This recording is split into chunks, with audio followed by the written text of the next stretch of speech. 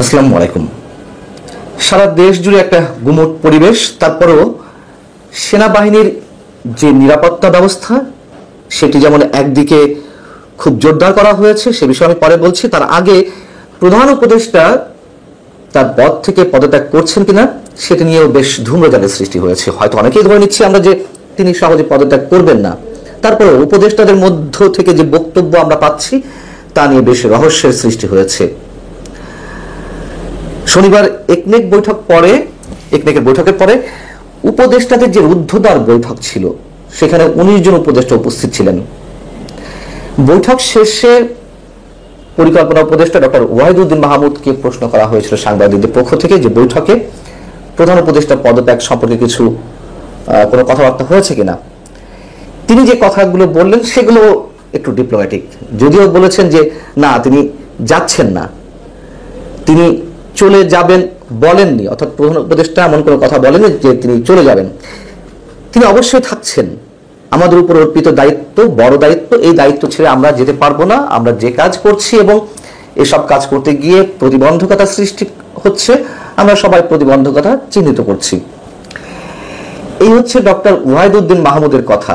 এবং অন্যান্য যে উপদেষ্টা তারাও যে কথাগুলো বললেন বা মুখে কেউ কেউ কুলু পেটে আছেন, সেখান থেকেও রহস্যের সৃষ্টি হচ্ছে, ঘনীভূত হচ্ছে। ডক্টর ওয়াহিদুদ্দিন মাহমুদ কিন্তু স্পষ্ট করে বললেন না যে কোনো আলোচনা হয়েছে কিনা, শুধু বললেন, তিনি বলেননি যে তিনি ছেড়ে যাবেন। বন, পরিবেশ ও জলবায়ু বিষয়ক উপদেষ্টা সৈয়দা রিজওয়ানা হাসান, বেশ কর্তৃত্ব দেখানো যে ব্যক্তি, তিনি, তার কাছেও প্রশ্ন ছিল যে প্রধান উপদেষ্টা পদত্যাগ করছেন কিনা। তিনি বলছেন যে এ বিষয়ে কোনো আলোচনা হয়নি উপদেষ্টা পরিষদের বৈঠকে। কি নিয়ে আলোচনা হয়েছে? সমস্যা নিয়ে কথা হয়েছে এবং কে কোন বিষয়ে কোথায় কথা বলবে সে বিষয়ে কথা হয়েছে। এই যে একটু আগে আমি বলছিলাম, বেশ কর্তৃত্বের অধিকারী উপদেষ্টা সৈয়দ রিজওয়ানা হাসান, তার হাবভাব গত 9 মাসে আমরা যা দেখেছি, কখনো কখনো মনে হয়েছে যে তিনি গভর্নমেন্ট লিড করছেন। যাই হোক, তিনি বলেছেন, তার মুখ থেকে বেরিয়েছে যে কে কোথায় কোন কথা বলবে সে বিষয়ে কথা হয়েছে। উপদেষ্টা আলী ইমাম মজুমদার, তিনি মুখে কুলু পেটেছিলেন সাংবাদিকদের প্রশ্নের জবাবে। তিনি বলেছেন যে আমি কিছু বলতে পারছি না। আসিফ মাহমুদ সজীব ভুইয়া এবং পররাষ্ট্র উপদেষ্টা তৌহিদ হোসেন, তাদের কাছেও জিজ্ঞাসা করা হয়েছিল প্রধান উপদেষ্টা তার পদত্যাগ করা বা না করা নিয়ে কিছু বলেছেন কিনা, অথবা উপদেষ্টা পরিষদে কোনো আলোচনা হয়েছে কিনা। আলী ইমাম মজুমদার তো তাও তো একটা লাইন উল্লেখ করেছেন যে আমি কিছু বলতে পারছি না, আর তারা দুজন কোনো কথাই বের করেননি। এখন বৈঠকে উপদেষ্টাদের বাইরে আর কাউকে রাখা হয়নি। একদিন বৈঠক ছিল, সেখানে যারা সচিব পর্যায়ে যারা ছিলেন, মন্ত্রিপরিষদ সচিব, পরিকল্পনা সচিব এবং সরকারি অন্যান্য কর্মকর্তা, তারা সবাই যখন একে একে বেরিয়ে গেলেন তখন রুদ্ধদ্বার বৈঠকটি অনুষ্ঠিত হলো। এদিকে বিকাল 5টার পরে একটি বিবৃতি দেওয়া হয়েছে উপদেষ্টা পরিষদের পক্ষ থেকে।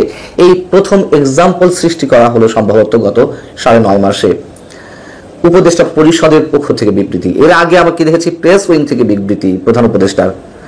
কখনো কখনো প্রধান উপদেষ্টা দায়িত্ব পালন করেছেন মিস্টার শফিকুল আলম, প্রধান উপদেষ্টা প্রেস সচিব।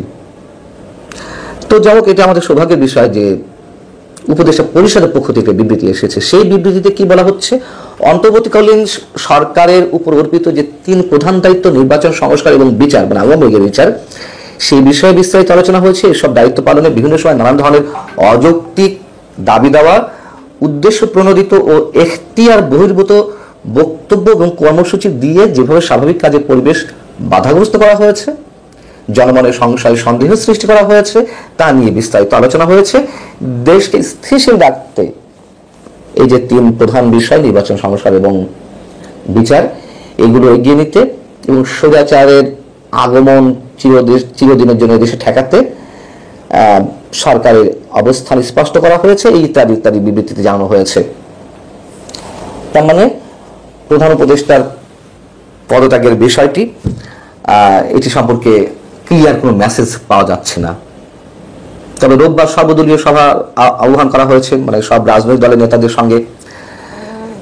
এটি অবশ্যই একটা ইম্পর্টেন্ট এবং ধারণা অনেকে আমরা করছি যে তিনি হয়তো সহসায় পদত্যাগ করবেন না।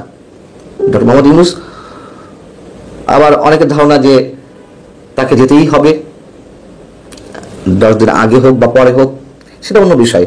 তবে রোববারের বৈঠকটি নিঃসন্দেহে অনেক গুরুত্বপূর্ণ। যদি এই বৈঠকের মাধ্যমে, যেটি আশা করা হচ্ছে অধিকাংশ রাজনৈতিক দল, যে ডিসেম্বরের মধ্যেই একটা নির্বাচনের তারিখ ঘোষণা করে, বা তারিখ ঘোষণা না করলেও নির্বাচনকে ডিসেম্বরকে সামনে রেখে একটা রোড ম্যাপ হয়তো আসবে, সেটি ধারণা অনেকেরই, স্পষ্ট করে বলা যাচ্ছে না। তবে অনেক কিছু যে ঠান্ডা হয়ে এসেছে, অনেকের মাতবাড়ি, অনেকের হুঙ্কার হুঁশিয়ার, যে এক ধরনের মবতন্ত্র কোনো কোনো গোষ্ঠীর মধ্যে দেখা যাচ্ছিল, সেটিও ঠান্ডা হয়ে এসেছে। এবং সেনাবাহিনী, প্রথমে যেটি বলছিলাম, সারা দেশে তাদের নিরাপত্তা ব্যবস্থা জোরদার করেছে। গুরুত্বপূর্ণ যে স্থাপনা, সেখানে তাদের টহল জোরদার করেছে। এবং সেনাপ্রধান জেনারেল ওয়াকারুজ্জামান এর আগে একটি বিবৃতিতে বলেছিলেন যে বাংলাদেশের সেনাবাহিনী দেশের গর্ব এবং আস্থার প্রতীক, দেশের স্বাধীনতা ও সার্বভৌমত্ব রক্ষায় আমরা সর্বদা প্রস্তুত। এবং গত 21 তারিখে অফিসিয়াল অ্যাড্রেসে তিনি যে কথা বলেছিলেন যে সেনাবাহিনীকে টার্গেট করা হচ্ছে, লক্ষ্যবস্তুতে পরিণত করা হয়েছে, এগুলো তো অনেক কারণ ছিল। আমরা সবসময় বলে আসছি সেনাবাহিনী সম্ভবত অনেক বেশি ধৈর্যের পরিচয় দিচ্ছে, সেই ধৈর্য আর সেনাবাহিনী রাখতে চায় না। এবং হঠাৎ করে সারা দেশে যে সেনাবাহিনীর জোরদার উপস্থিতি, তাতে করে অনেকে বর্তমান যে রাজনৈতিক প্রেক্ষাপট, তাতে অনেকে অন্য কোনো কিছু মিন করছেন। তবে সেনাবাহিনী থেকে আবার এটুকুও বলা হয়েছে যে সারা দেশে যে সেনা সদস্যদের উপস্থিতি, এতে করে কারোর আতঙ্কিত হওয়ার কিছু নেই। তবে মানুষের মন মূলত কথা, নানান ধরনের রাজনৈতিক হিসাব নিকাশ, নানান ধরনের গুঞ্জন। তবে আপাতত আমাদের মনে হয় না আপাতত সেনাবাহিনী নিশ্চয় ওই দিকে যাচ্ছে যা মানুষ ভাবছে, সেরকম কিছু না। সবচেয়ে বড় কথা হচ্ছে ডক্টর মোহাম্মদ ইউনূস এখন কোন ভূমিকা অবতীর্ণ হবেন সেটি দেখার বিষয়। তিনি যে ভূমিকাটা এতদিন পালন করে এসেছেন, চরম পক্ষপাতমূলক, সেখান থেকে বেরিয়ে আসতে পারেন কিনা, তার উপরে রাজনৈতিক দলগুলো আস্থা রাখতে পারেন কিনা, অথবা অনেকে এও বলছেন যে তিনি যদি থাকেনও নির্বাচন সুষ্ঠু হবে না। খুব স্বাভাবিক কথা, গত 9.5 মাসের যা কিছু আমরা দেখেছি সরকারের পক্ষ থেকে, তাদের উপর আস্থা রাখার ন্যূনতম কোনো জায়গা নেই। এবং বিশেষ একটি দলকে, জাতীয় নাগরিক পার্টি, তাদের সব কিছুতে যে কর্তৃত্ববাদ এবং তাদের দ্বারা সরকার যেভাবে নিয়ন্ত্রিত হয়েছে, তাতে খুব এখনো পর্যন্ত স্পষ্ট করে বলা যায় নির্বাচন ডক্টর মোহাম্মদ ইউনূসের অধীনে হলে সেটা আদৌ সুষ্ঠু হবে কিনা, যতই তিনি প্রতিশ্রুতি দিক, এটা প্রশ্নের বাইরে থেকে কোনো কিছু করা সম্ভব হবে কিনা, সেটাই অনেকের উদ্বেগের বিষয়। সাজ্জাদ কাদিরের প্রীতি এবং শুভেচ্ছা নেন। এই মুহূর্তে আপনাদের সামনে কথা বলতে এসেছি ইউনূস সরকার যে কারণে বৈধ নয়, এই প্রসঙ্গটি নিয়ে এই মুহূর্তে আপনাদের সামনে কথা বলবো। আলাপটি আবার নতুন করে উদয় হচ্ছে। ইউনূস সরকার গঠিত হবার পরপর উদয় হয়েছিল, কিন্তু আবার এটি নতুন করে উদয় হবার সঙ্গত কারণ আছে বিধায় আদৌ এই বিষয়টি নিয়ে আলাপ করতে এসছি।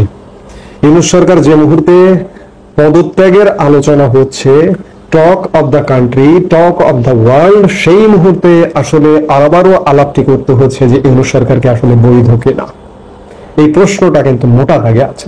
গত 10 মাস যাবত আমাদেরকে নানা রকম 9-6 বুঝিয়ে একটা গোজামিলে শাসনের মধ্যে ঢুকিয়ে দেওয়া হয়েছে। এমনকি বিগত আওয়ামী লীগ সরকার প্রধানমন্ত্রী শেখ হাসিনাও যে পদত্যাগ করেননি, এটিও ইতিমধ্যেও প্রকাশিত। মহামান্য রাষ্ট্রপতির বয়ান থেকেই আমরা কয়েক মাস আগে জানতে পেরেছি প্রধানমন্ত্রী শেখ হাসিনা পদত্যাগ করেননি। পদত্যাগ না করলে তাহলে তিনি বৈধ প্রধানমন্ত্রী। ঠিক তেমনি ভাবে নতুন করে উদয় হবার কারণ হচ্ছে, দুদিন আগে আন্তঃবাহিনী জনসংযোগ দপ্তর বাংলাদেশের সশস্ত্র বাহিনীর একটি তালিকা প্রকাশ করেছে। 5 আগস্ট পরবর্তী সময়ে 626 জন বেসামরিক মানুষ, পুলিশ, রাজনীতিবিদ, বিচারপতি এবং বিভিন্ন পেশার 626 জন সেনানিবাসে আশ্রয় নিয়েছিল। এই 626 জনের মধ্যে কয়েকজন সর্বোচ্চ আদালতের, এমনকি সর্বোচ্চ বিচার বিভাগের সর্বোচ্চ ব্যক্তিত্ব সেখানে আছেন। যেমন মাননীয় প্রধান বিচারপতি ওবায়দুল হাসান এবং মাননীয় আপিল বিভাগের মাননীয় বিচারপতি এনায়েতুর রহিম। এই যে 626 জনের যে তালিকাটা বেরিয়েছে, সেই 626 জনের তালিকার 17 নম্বরে মাননীয় প্রধান বিচারপতি ওবায়দুল হাসান পরিবার সহ সেখানে ছিলেন এবং 18 নম্বর তালিকায় মাননীয় বিচারপতি আপিল বিভাগ এনায়েতুর রহিম পরিবার সহ ক্যান্টনমেন্টে উপস্থিত ছিলেন। কিন্তু এই যে ডক্টর মোহাম্মদ ইউনূসের শপথের ভিত্তি কি? এই শপথ এটি তো সংবিধানে নেই। শপথের ভিত্তি হিসেবে একমাত্র একটি বিষয়কে সামনে আনা হয়েছে যে আমাদের মহান সংবিধানে সুপ্রিম কোর্টের একটি উপদেশমূলক এখতিয়ার আছে।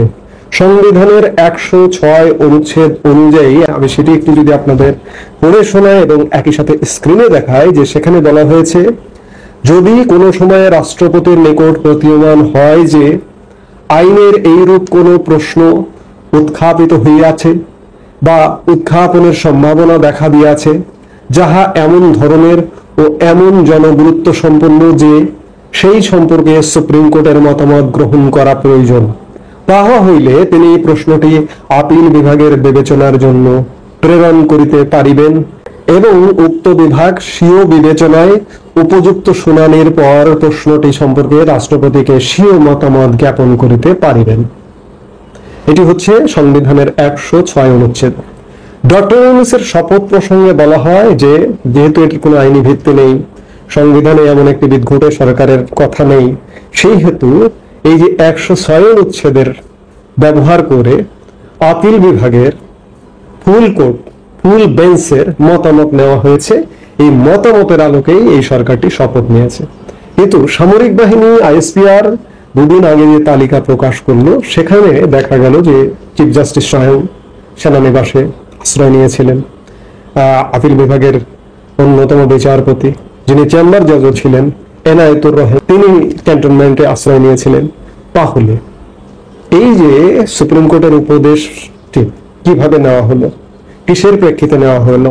তারা তো ক্যান্টনমেন্টে আশ্রিত, তাদের কাছে গিয়ে কি স্বাক্ষর নেওয়া হয়েছিল? এটি একটা বড় প্রশ্ন।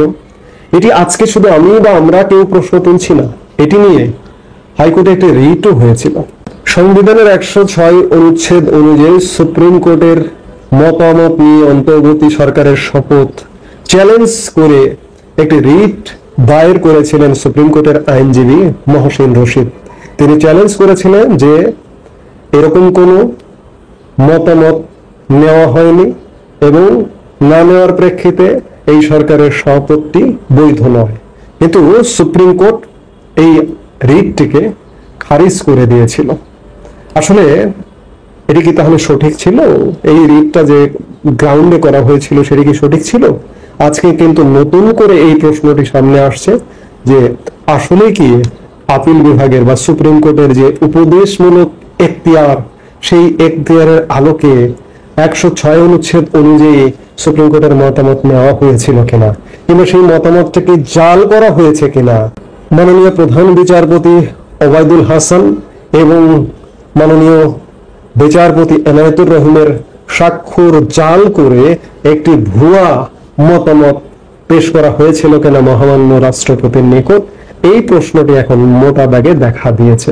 আসলে শুরু থেকেই এই সরকারটি নিয়ে সন্দেহ, কারণ প্রধানমন্ত্রী শেখ হাসিনা পদত্যাগ করেননি, এই সরকারটি বৈধ নয়, এটি আরো জোরালো হচ্ছে। যে মুহূর্তে ডক্টর ইউনূস পদত্যাগ করে চলে যাবার ঘটনা ঘটাতে যাচ্ছেন, ঠিক সেই মুহূর্তে এই আলোচনাগুলো আসছে। এখন যদি এটি হয় জাল, সুপ্রিম কোর্টের মতামত নেওয়াটা যদি হয় জাল, তাহলে কি হবে? সংবিধানের সাথে সংবিধান লঙ্ঘন করা, সংবিধান লঙ্ঘন করলে শাস্তি কি? রাষ্ট্রদ্রোহিতা। রাষ্ট্রদ্রোহিতার শাস্তি কি? সর্বোচ্চ শাস্তি মৃত্যুদণ্ড কিংবা যাবজ্জীবন। আমরা সর্বোচ্চ শাস্তি বলতে কি বুঝি? মৃত্যুদণ্ড বা যাবজ্জীবন। অর্থাৎ সংবিধান লঙ্ঘন করার দায়ে এই কর্মের সাথে যারা জড়িত তাদের কিন্তু সর্বোচ্চ শাস্তি হতে পারে। সেই জায়গায় আগামী দিনে কি হবে এটি বিবেচ্য বিষয়, যে আসলেই কি ডক্টর ইউনূসের সরকারটি বৈধ কিনা, এই প্রশ্নটি কিন্তু জোরালো ভাবে দেখা যাচ্ছে। এই মুহূর্তে এ পর্যন্ত। সবাই ভালো থাকুন, সুস্থ থাকুন।